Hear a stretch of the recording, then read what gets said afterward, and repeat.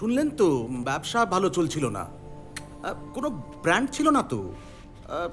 ধরুন এক্সপোর্ট কতদিন থাকবে তাই বা কে জানে। এনারা তো কেউই এ ব্যবসায় আগ্রহী ছিলেন না। তাই টাকা যেভাবেই আসুক না কেন, আর কিছু। রেভিনিউ গ্রাফ তো বেশ ভালোই দেখছি, আর এক্সপোর্টসও মন্দ নয়।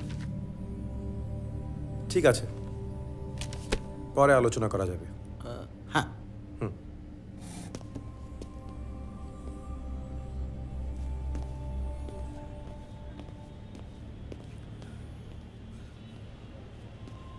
একটা কথা বলবো? হ্যাঁ বলুন।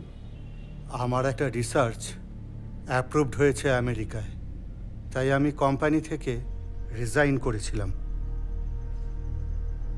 আপনি তো চিফ বটনিস্ট, আপনি রিজাইন করলে কি করে হবে?